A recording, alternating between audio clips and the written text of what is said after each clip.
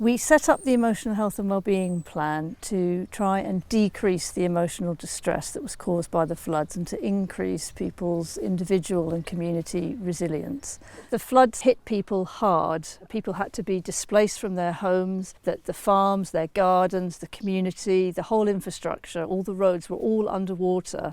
The level of the water and the length of time that the water was here is believed to have had a profound effect on people's ability to recover from such a traumatic experience. We worked with the information that we had locally, plus using the NHS emergency guidance to create a stepped care approach, and that was delivered by flood support workers that were supported by a mental health social worker. I was shocked by the devastation that I saw, absolutely shocked by it.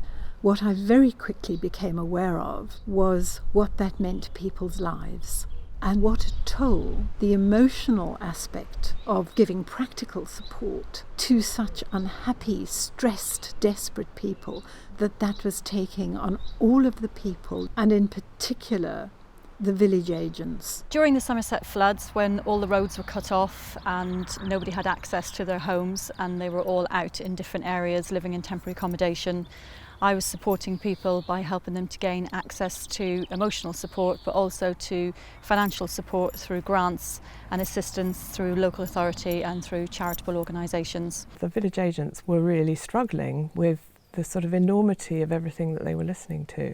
They needed support both in the form of us taking a little bit of pressure away from them, because we could give those individuals a bit of time and allow the village agents to then sort of talk to other people, but also to listen to the village agents themselves, because it was very distressing for them. The most powerful support for people who are emotionally stressed by what's going on is amongst the community itself.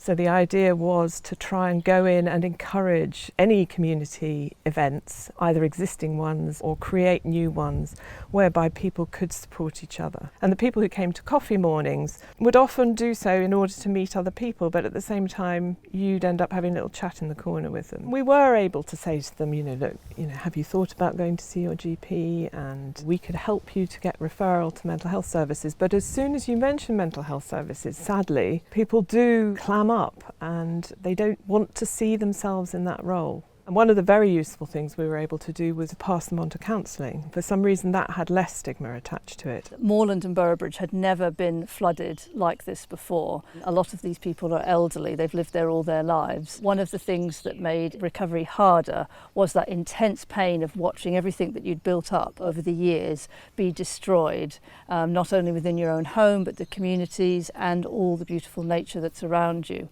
And that we did spend a lot of time having to deal with issues around grief. We had a fire in the early hours of Christmas Eve, and the devastation was even greater because the fire engines couldn't reach our house because the approach road was flooded. The entire roof went. When we found out about the village agent and the flood support work group, and we contacted them, we felt as though there were people there who cared, who bothered about us, who understood the problems we were experiencing. So Moorland Village Hall has definitely become a centre for the community now. It holds a regular coffee morning every week, which is a place where the village agents can go and engage with people, but also lots of different agencies go to that as well. We had the fire service come the other day. The Environment Agency used the same place to kind of give out information. It's definitely become a central hub for the community. It's brought them back together.